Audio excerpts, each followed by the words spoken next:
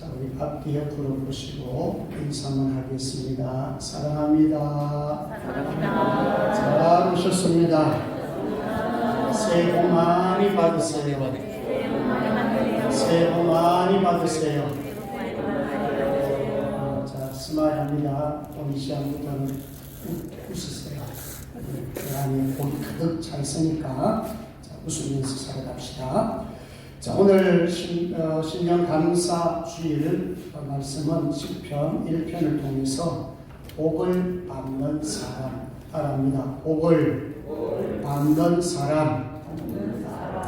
이 시편 1편은 150편 중에 처음 시작되는 시편이고요. 또 시편 가운데 다 중요하겠지만은 한 3개를 이렇게 꼽아라 그러면 시편 23편을 많은 사람들이 꼽아요. 그 다음에 시편 1편, 그 다음에 시편 121편, 여기 1, 2, 3등이에요. 그래서 많이 이제 암송하기도 하고 또 신앙생활을 많이 적용을 하면서 또 이 말씀 붙잡고 기도를 많이 합니다. 종교개혁자 마틴 루터는 시편 1편을 매우 사랑했어요. 그래서 그는 그리스도인의 삶의 요약이다. 시편 1편 속에 그리스도의 삶이 다 묻어있다. 요약되어 있다. 그렇게 말을 했고 찰스 스펄전 목사님은 성경 전체의 문지기와 같다. 이런 또 표현을 했습니다. 저희 시편 1편 1절의 시작이 뭐예요? 복이 있는 사람은 마지막은 뭘까요? 시편 150편 마지막은 뭘까요? 할렐루야로 마칩니다. 호흡이 있는 자마다 여호와를 찬양할지어다 바랍니다. 할렐루야. 할렐루야 뜻이 뭐예요?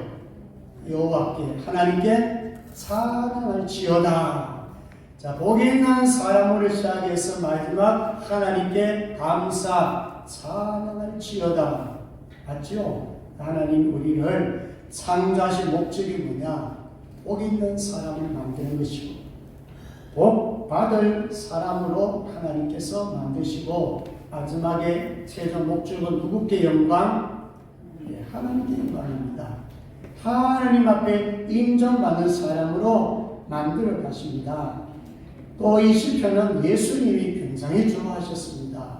예수님의 신학에 보면 제일 많이 인용한 성경이 어디냐면은 신명기와 시편이에요. 그러니까 예수님은 시편을 굉장히 좋아하셨다. 그렇게 보시면 됩니다. 자, 그러면 시편 1편 한번 보세요. 처음 시작이 뭐예요? 복 있는 사람. 마지막은 뭐예요? 뭐예요? 망하리로다. 그러니까 복 있는 사람이 있는 반면에 망하는 사람 있다. 그런 말씀이에요. 그래서 시편 1편을 보게 되면은 두 길이 있습니다. 의인과 악인. 의인은 믿는 자고 악인은 불신자예요. 그러니까 세상에는 두 길밖에 없어요. 믿는 자와 믿지 않는 자. 그러면 이 두 길 중에 한 길은 가야 한단 말이에요. 잠언 14장 12절 어떤 길은 사람이 보기 바라는 필경은 사망의 길이니라. 사람들이 볼 때는 다 멋있는 길같이 보이고 찬란한 길같이 보이고 아름다운 길같이 보여요. 그렇지만은 무슨 길이에요? 사망 길이 많아요. 넓은 길로 가는 사람이 더 많다는 것입니다. 생명의 길, 좁은 길, 이거는 오직 한 길밖에 없어요. 그 한 길은 누구를 믿는 길이에요? 예수 그리스도를 믿는 게 한 길밖에 없어요. 그래서 요한복음 14장 6절에 내가 곧 진리요 생명이니 나로 말미암지 않고 아버지께 올 자가 없느니라. 이게 좁은 길이에요. 예수 믿고 천국 가는 길, 예수 믿고 하나님께로 가는 길은 오직 한 길밖에 없다. 자, 그러면서 이 설문의 이 복이 뭐냐 할 때 복은 히브리어로 바라크와 에세르 두 용어를 써요. 두 용법을 쓰는데 첫째 바라크는 주어진 복입니다. 흔히 우리가 복 주세요 할 때 주로 바라크예요. 내게 필요한 뭐가 있나요? 건강. 또 내게 필요한 부분들 여러분 직장 또 여러분들이 뭐 여러 가지 강구하겠지만은 물질, 또 기업, 자녀 잘 때는 뭐 전부 이건 뭐냐면 바라크예요. 신명기 28장에 보면 들어가도 나가도 복벽이 돼서 많은 복을 말씀하고 있죠. 말씀에 순종하면 들어가도 복, 나가도 복, 그건 다 복이야, 복. 자, 거기에 쓰인 그 용어가 뭐냐면은 바라크입니다. 그런데 시편에 오늘 쓰고 있는 이 복은 한번 따라합니다. 에세르. 에세르는 뭐냐면 누리는 복이에요. 누리고 사용할 줄 아는 복. 이게 에세르입니다. 다르죠? 여러분 잘 산다고 할 때 여러분 보통 우리는 부자면 잘 산다고 해서 아니죠? 부자하고 잘 사는 사람은 달라요. 부자는 말 그대로 돈 많은 사람이에요. 근데 잘 사는 사람은 돈을 어떻게 한다? 잘 사용하는 사람이 잘 사는 사람이에요. 그러니까 복은 많이 받았지만 복을 많이 누리고 있지만 복을 나누지 못한 사람은 진정한 복 있는 사람이 아니에요. 여러분들이 얼마나 누리고 얼마나 하나님으로 받았다 할지라도 내가 현재 가진 복을 가지고 얼마나 누리고 있느냐, 얼마나 나누고 있느냐. 우리가 잘 아는 누가복음 6장 38절에 주라 그리하면 너에게 줄 것이니 곧 후이되어 누르고 흔들어 넘치도록 하여 너에게 안겨주리라. 자, 주는 자에게 복을 주시는데 얼마만큼 준다고요? 후이되어 누르고 흔들어 넘치도록 하여 너에게 안겨주리라. 이 복입니다. 이게 시편에서 말하는 에세이예요. 나누는 복, 섬기는 복, 베푸는 복, 이 복이에요. 자, 그래 오늘 복을 받는 사람은 오늘 세 가지인데요. 좀 간략하게 제가 말씀 나누도록 하겠습니다. 첫째는 죄와 멀리 해야 합니다. 자, 1절 우리 같이 한번 크게 읽도록 합니다. 1절 시작. 복 있는 사람은 악인들의 죄를 따르지 아니하며 죄인들의 길에 서지 아니하며 오만한 자들의 자리에 앉지 아니하고. 아멘. 여기 보면 정치법을 사용하는데 바르다, 서다, 앉다. 자, 죄인들은 악인들의 죄를 따르겠지요. 그렇죠? 그 다음에 죄인들은 분명히 어디를 따라갑니까? 어디에? 길에 섭니까? 죄인들의 길에 서겠지요. 또 죄인들은 오만한 자들의 자리에 앉습니다. 우리가 롯을 알겠지만 롯이 선택한 땅은 어느 땅이었습니까? 소돔과 고모라 땅이에요. 근데 롯이 눈이 어두우니까 그 롯의 눈에는 그 소돔과 고모라 땅이 여호와의 동산과 같고 애국 땅과 같다 그랬습니다. 애국 땅은 지금 말하면 미국 같은 나라를 얘기합니다. 인간의 눈으로 볼 때는 미국 잘 산 나라지 거기 가서 내가 살아봐야 되겠지 이런 마음을 갖는 거예요. 그러니까 이 롯은 육의 눈이 밝은 거지 영의 눈은 밝지 못했다는 것입니다. 자, 결국 롯이 보면 13장에 선택했는데 14장에 가보면 소돔 땅에 거주하고 있고 그리고 창세기 19장에 가보면 거기에 유지 지도자가 되어 있습니다. 완전히 거기에 정착해서 거기서 먹고 살고 있었어요. 자, 마지막 결과는 어떻게 되었습니까? 하나님이 소돔 땅을 멸하실 때에 아내는 뒤로 돌아보다가 소기둥이 되고 말았고 두 사이 불이 타 죽었고 두 딸은 아버지와 동침하면서 모압과 암몬이라는 이스라엘을 계속 괴롭히는 그런 민족이 되고 말았다는 것입니다. 그러니까 열매가 없지요. 자, 그러나 복을 받는 사람은 악인의 꾀를 따르지 아니합니다. 그러니까 악한 사람들의 도모, 악한 사람들의 생각을 따르지 않고 하나님께 물어보고 하나님의 뜻대로 사는 자. 그리고 죄인들의 길에 서지 아니했다. 죄인의 길에 계속 걸어가지 아니하죠.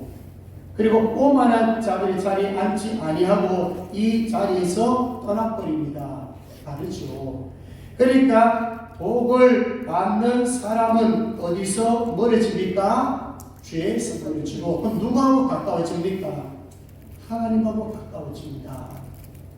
하나님을 가까이 하지요. 하나님과 가까이 한다 하는 것은 하나님과 대화를 자주 하고 하나님 자주 만날 것이고 하나님과 의논할 것입니다. 다릅니다.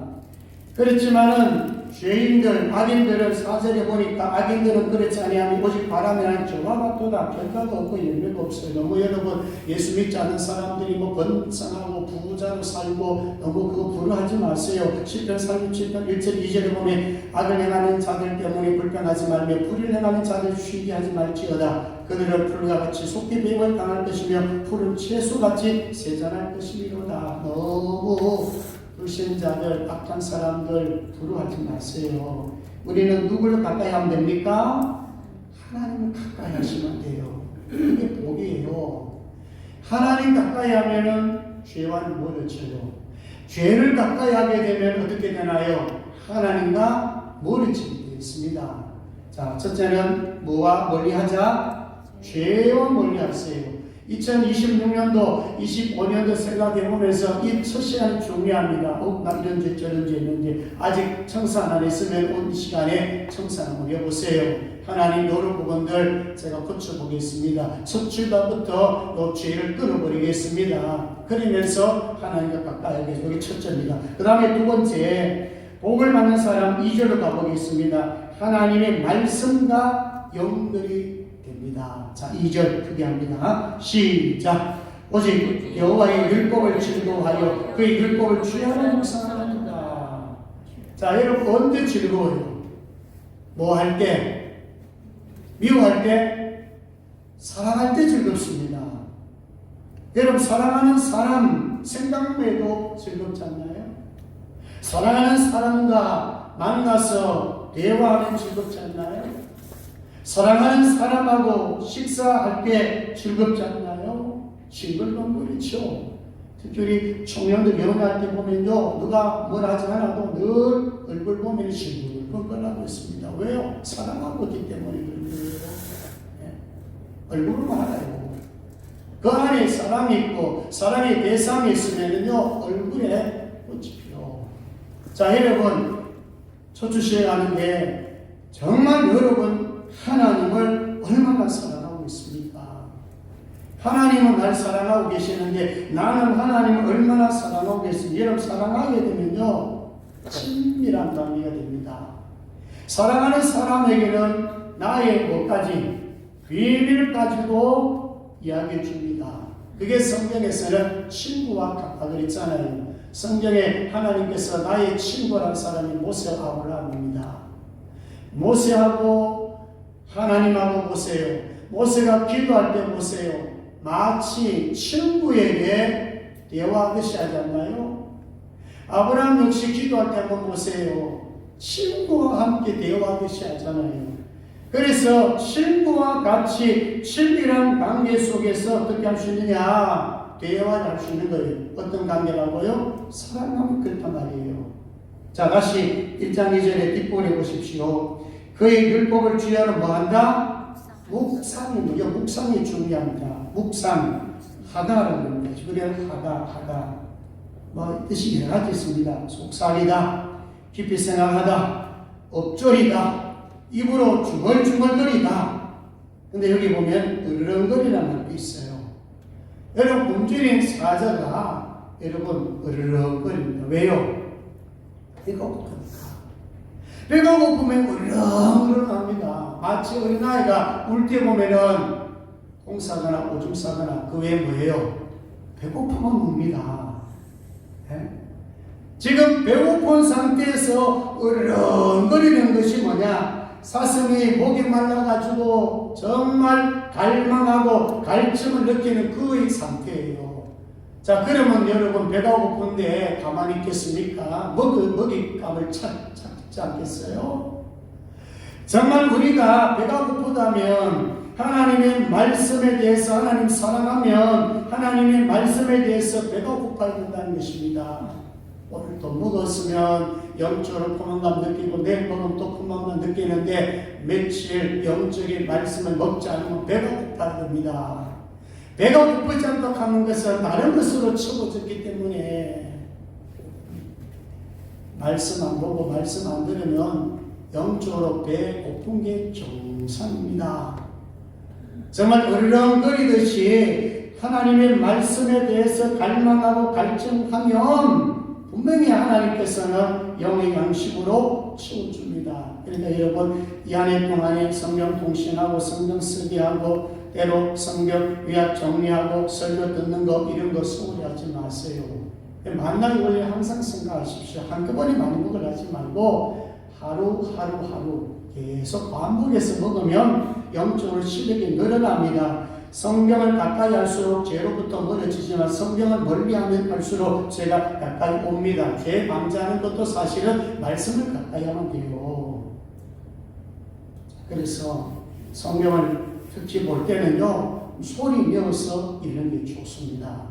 자, 소리는 어디서 냅니까? 입으로 내죠. 자, 입으로 내기 전에 뭐로 봅니까? 눈으로 보잖아요. 그 다음에 내가 소리 내면 이게 어디로 들립니까? 귀로 들립니다. 여기 삼중 효과예요. 눈으로 보고 입으로 크게 읽고 그 다음에 이게 내가 읽었던 말씀이 귀로도 들려 들어옵니다. 제가 새벽에 성경 읽을 때는 새벽기도 마치고 목양실에 가서 성경 읽을 때는 반드시 소리 냈습니다. 소리 내서 이런 한 30분만요 쭉 성경 읽으면요 진짜 은혜가 됩니다. 가슴이 뜨거워집니다. 그 힘들이 많이 듭니다. 그러니까 성경을 눈으로만 보지 마시고 요 삼중 효과를 다 누리시고 그 다음에 이제 성경을 읽을 때나 성경을 들을 때나 또 특히 설교를 들을 때에 여러분 어떤 사람에게 하나님께서 음성을 들려줄까요? 아까 하나님 얘기했습니다. 뭐 할 때? 사랑할 때. 하나님 사랑하고 말씀 사랑하면 귀에 말씀이 들려옵니다. 여러분 사랑하는 사람의 메시지는 여러분 귀에 딱 박혀져요. 그러니까 성경을 우리가 어떤 사람에게 들려주느냐 따라합니다. 순종하려고 할 때 하나님의 말씀에 순종하려고 하는 마음의 자세를 가지면은 하나님께서 말씀을 들려주십니다. 제일 중요한 게 이거예요. 성경 쓰기도 중요하고 읽기도 중요하고 기록하는 도 중요하고 다 중요한데 그것도 순종하려고 하면은 들려집니다. 순종하려고 하면은 하나님께서 말씀이 내 귀에 들리게 만듭니다. 여러분 엘리 시대에 보세요. 사무엘상 3장 1절에 보면 말씀이 시기할 때가 있었어요. 왜? 엘리 가문이 그 당시에 다 망해버렸잖아요. 영적으로 어둠의 시대가 와버렸잖아요. 그래서 하나님 입을 다물었어요. 그런데 사무엘 3장 10절에 와보면은 아이 사무엘을 찾습니다. 순종하려고 할 때 하나님 말씀하여 주옵소서. 주의 종이 듣겠나이다. 주의 종이 듣겠나이다.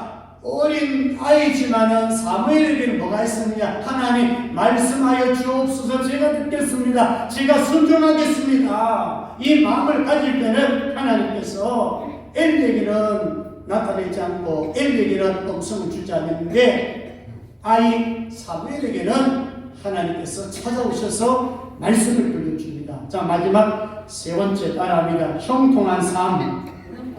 복을 받는 사람은 형통합니다. 자, 3절 같이 있습니다. 시작. 그는 시냇가에 심은 나무가 소리를 따라 열매를 맺으며 그 잎사귀가 마르지 않음 같더니 그가 하는 모든 일이 다 형통하리로다. 아멘. 자, 여기 보면 시냇가에 심은 나무.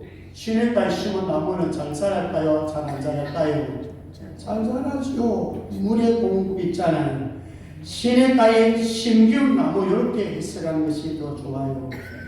시냇가에 심김나무는 항상 공급을 받습니다. 그러니 사망에서 생명으로 옮겨진 나무예요. 그러면 이런 나무에는 뭐가 맺힐까요? 열매가 반드시 맺히죠.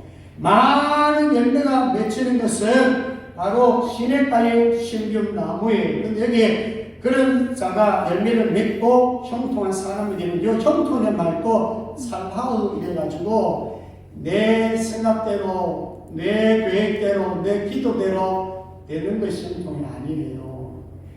상황은 사실은 관계없어요.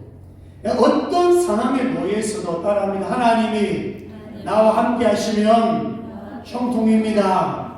형통의 개념을 하나님이 나와 함께 하시는 게 형통이에요. 자, 요셉 보세요. 종살이 할 때나 감옥살이 할 때나 총밀이 있을 때 똑같았습니다. 어려운 상황에 따라가지고 형통이 아닌 게 아닙니다. 감옥에 억울하게 갇혀서 감옥 생활하는 그 2년도 형통입니다. 왜? 하나님 함께 하십니까?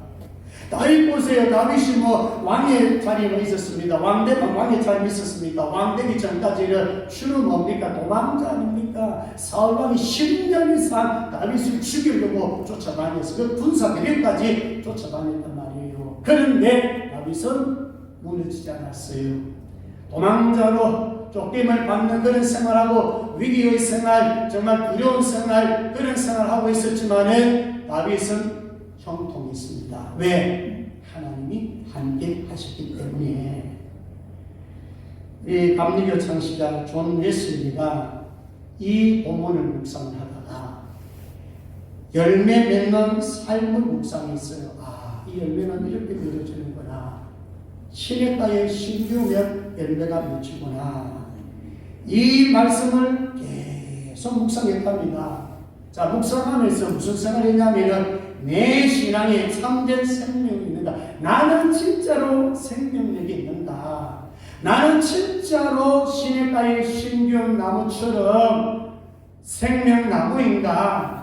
나도 하나님으로부터 공급받아서 열매를 맺을 수 있는가? 그럼 생명이 있어야 열매가 되지 않습니까? 죽은 생명이는 꽃이 피지 않고 열매가 맺히지 않아요. 이거를 여러분 묵상하면서 이 웨슬리가요 확신을 받게 됩니다. 그래서 세운 게 바로 감리교입니다. 나에게 왜 생명의 열매가 없는가?